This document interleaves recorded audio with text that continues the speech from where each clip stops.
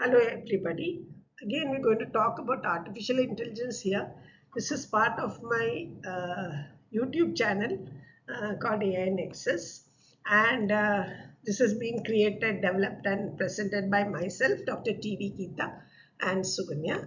We are going into an exciting journey to the world of AI, and it is meant for everyone. Those who want to know about AI, the basics, those who need to use AI, and also for those formally studying AI so that they understand the basics before going into deeper aspects. Please do subscribe to our channel AI Nexus. In this particular video, we are looking at something different. We are looking at thinking in terms of AI, and in this context, in this current world, it means thinking from the machine learning angle. So, thinking in AI, as I already told you, is thinking in machine learning. So modern AI problem solving is centered around learning from data. So AI thinking today often involves pattern recognition, probabilistic reasoning. We'll see a little bit about that later. Learning from examples. So all these are core ideas from machine learning. So these are some of the questions you should ask yourself when you see a problem you want to solve and you want to use AI or machine learning for it. What decision or prediction is needed? This you must first be very clear about. Does past data exist? Is it enough? Lots of data exists. What are the inputs? Inputs is the data along with its characteristic features or attributes, whatever you want to call it. What is the output? What do you want to predict? In machine learning terms, it's called target. Is it okay to have patterns and not certain output? Certainty will not be there. Is that okay? How will success be measured? Are mistakes itself acceptable? If the answer to all this is yes, then you can start thinking in terms of ML or machine learning. So now let's look at the different aspects. Now, when you talk about thinking in terms of AI, the first thing you have to do is you have to go from rule-based thinking, which human beings tend to do, and you reframe the problem that you have thought about in terms of what you want to predict. So the next is gathering data, which is the crux of the ML thinking problem.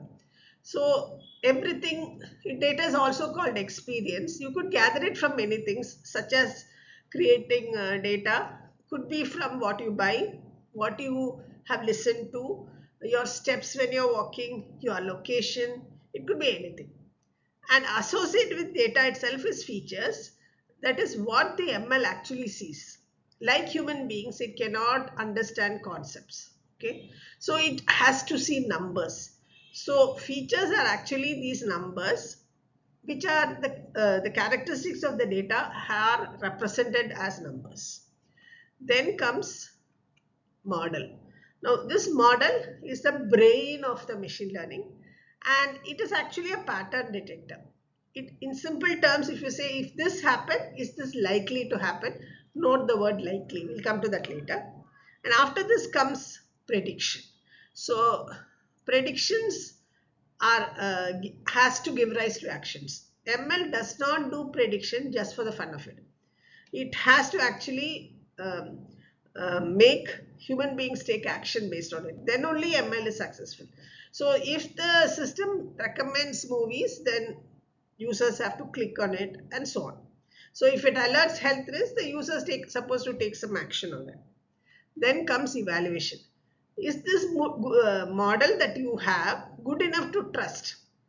That is, trust the decision it has made. So now you come from problem framing to actually real world impact, which is very crucial part of machine learning. Then comes something called probabilistic thinking and feedback. In machine learning, nothing is exact. Okay, models give only likely outcomes. It does not give fixed rules. Okay, and the errors that it gives as output after evaluation is used as feedback. It's not, the output is just not thrown away. So machine learning is essentially about iterative, uh, iterative aspect, and with iteration it improves. So ML learns and improves over time. The more you use the system, the better will be its performance. So this is the basic aspects. We'll go into each of this in detail. The first one is reframing the problem. So rule-based thinking, which is essentially what we were doing before using traditional programming. So we used to think, if I know the rules, then I can solve the problem by coding the solution. Problems with this type of approach was, as the number of cases increases, the rules explode. Then it was hard to maintain these rules. And when the pattern changes, the rules break.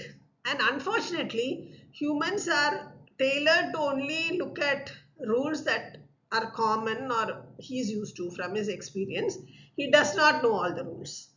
So we reframe the problem from rules to prediction. Instead of asking what rule should I write, I ask what do I want to predict. But please note, you have to be very clear about what you want to predict. So in essence, rule-based tells the computer how to decide. It gives the process of deciding. But machine learning just shows the system, examples, and it learns and it can decide how to learn. So the mindset is, it goes from rules to prediction, looks for patterns and not rules, and generalizes these patterns. How? From examples. So as you have seen in the previous reframing the problem, the important aspect of machine learning is data. That is the most important aspect of machine learning. So it is data-centric thinking in machine learning. Everything begins with data and not algorithms. Questions that are asked about this data is, how is data collected? It could be collected from sensors, it could be collected from users, it could be collected from the data, web, and so on, transaction databases, and so on. What data do I have? I have numbers. It could be in form of numbers, it could be in the form of text, it could be in the form of images, it could be in the form of sensor readings. From this data, I have to understand what are the attributes, what are the characteristics of this data, and what is the output I want. Output in machine learning terms is called as target. That is, what is the prediction that I want. And I have to know whether there are enough examples with the correct labels. Always, all techniques of machine learning do not need the correct outputs. Let's assume, for simplicity's sake, it needs outputs. You have to know whether there are enough samples. And how clean is this data? Are there missing values? Is there noise? Are there errors? And so on. Another important part is, how diverse is this data? Does it represent all situations you care about? Does it do that? Or it gives only some regular data? And how much do you have? Do you have only small data sets with simple models, or do you have complex, large data sets for complex models? The mindset is, every problem is first a data problem. That is, data is king. The more you have, the cleaner it is and more diverse it is. That is more important than building complex models. Now comes the next aspect associated with data is feature thinking. Yeah, machine learning is all about features. ML thinking actually requires abstracting reality into numbers. The better the features, the easier is the learning process. Question is, which aspects of the data, this is important, captures the essence of the output. You may have associated with it lots of features, but it should contribute to the essence of the target or the output. Sometimes combining multiple features is better for better insight. How can I represent this numerically so that the machine can understand or learn from it? Now, this is different. For text, you have to do it differently, and for image, you have to do it differently. We are not going to the detail of it, but representation of this data is also very important. Should I average out the data? Should I, scale some features? This is also important. All this is to make it easier for the model to learn. And example, if you take smart shoes for Parkinson's, we'll be seeing this example later also. So assume that you are using raw data from pressure sensors and accelerometer readings. Features extracted could be step variability, posture angle, pressure distribution, which means sometimes you need to do feature processing also. And sometimes even a small feature improvement, can massively improve the model accuracy to give the particular target output. So the mindset here is actually features as the lenses through which the model sees the problem. So you have to represent reality using numbers or numerically. Next comes model thinking. ML thinking is actually about turning a real world problem into a computable one. The questions here are, what type of problem is it? Is it a classification problem like yes or no, dog or cat? It could be more than that. It could be dog, cat, tiger, but classification problem into categories. Is it a regression problem, predicting a continuous value like a price of a stock or a temperature at a particular place or whatever it is? Is it a clustering problem? Are you trying to group similar items? Or is it a ranking or recommendation problem?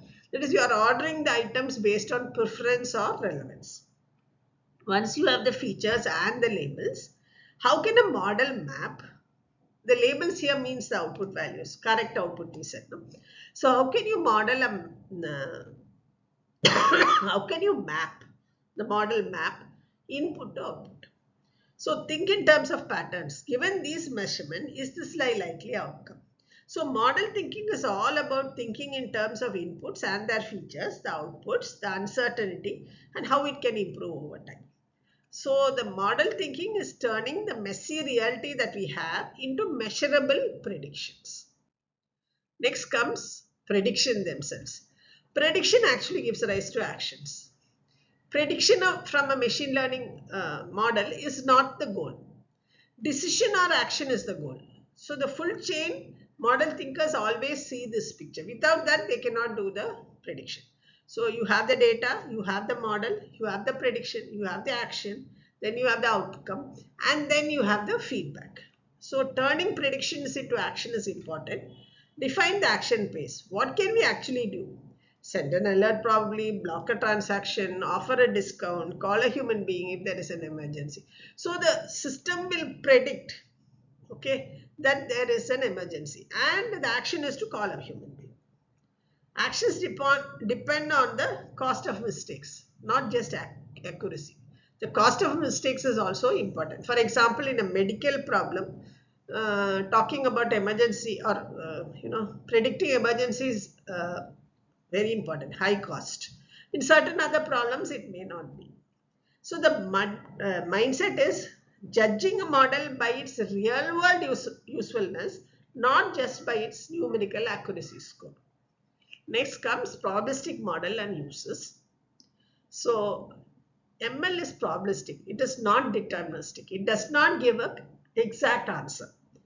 So it is probabilistic thinking. That is nothing exact. Models only give likely outcomes. I told you about likely before, and not fixed rules. ML thinks in terms of function. Function of the feature values will give me the prediction. The errors that you get from this model are not considered as failure. It is considered as feedback. Wrong prediction could be because of a data point. Mistake would be a signal to improve. This creates a loop. So you predict, then observe the error, learn, update the model, and predict better. So ML systems are designed to retrain with new data, adapt to changing patterns, and improve gradually over time. So the mindset here is expect imperfections. ML rarely gets 100% right.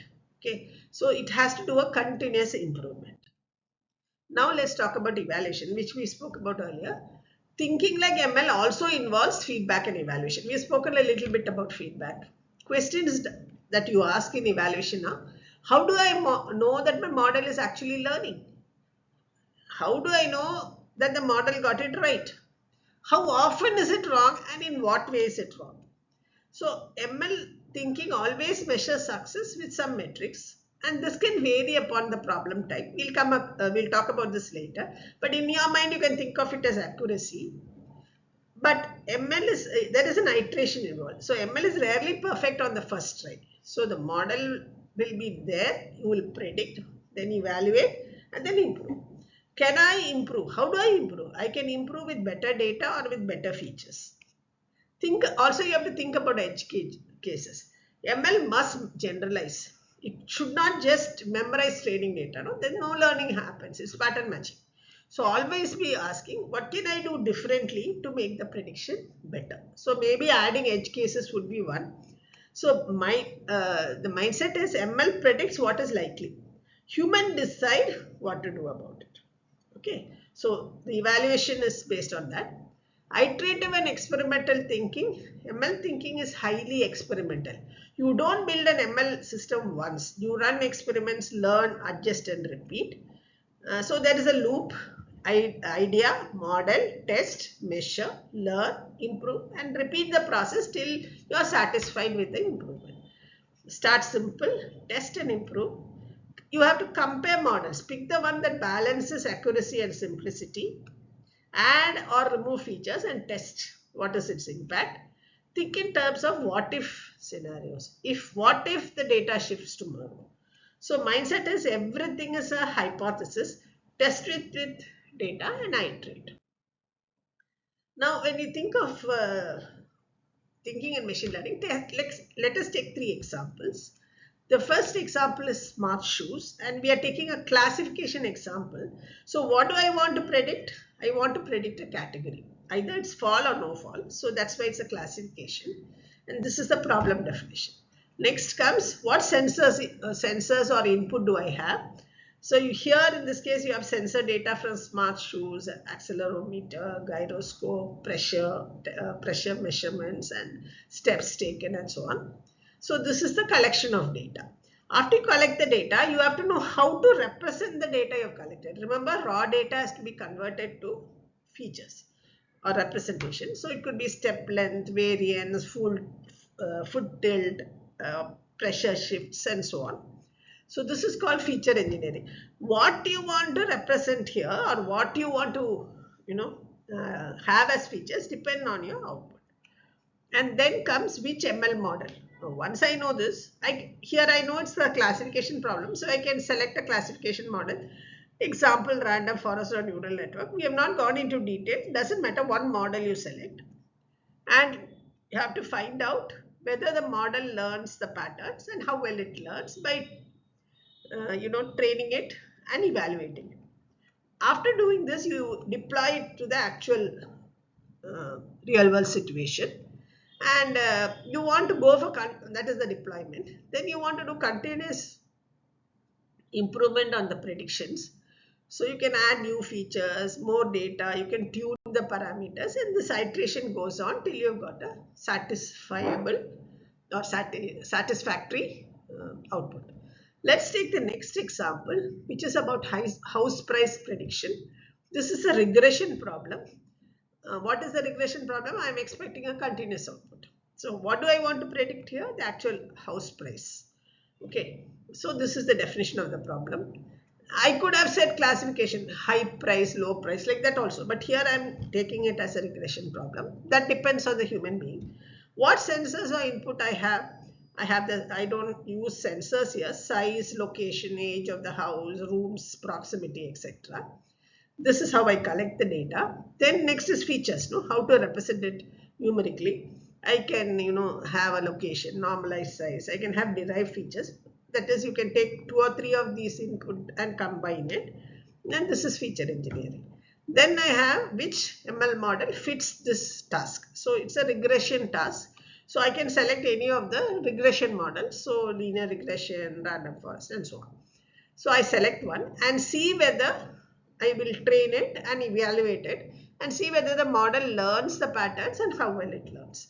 After doing this, I'll try to use it in real world situation by deploying it. This I do by integrating into a real world estate application, and I can do it with training new sales data, or I can add features, I can tune the parameters, or I can handle missing values. In this way, I have thought about the whole process. Now let's take another problem, which is movie recommendation. So what do I want to predict? This has to be decided. Here I am assuming that I want ranking, okay, or rating of the movie. You could have said that I want whether the movie is good or not, categorization problem, anything. But here I am using this. So I define the problem like this, and what sensors or input do I have? Here I have user demographics, movie information, interactions with people who have seen the movie. So I collect the data. Then I have to represent it numerically. I can encode the genres of the movies, normalize the ratings that I've got already on the movie. I can create user and movie interactions. So this is feature engineering. And then which model? So there are different models for ranking. So collaborative filtering or recommendation, matrix factorization, I could use any model. And then I find out, I train the model and evaluate it and see whether the model learns properly, how well does it learn, and then how to use it in the real world.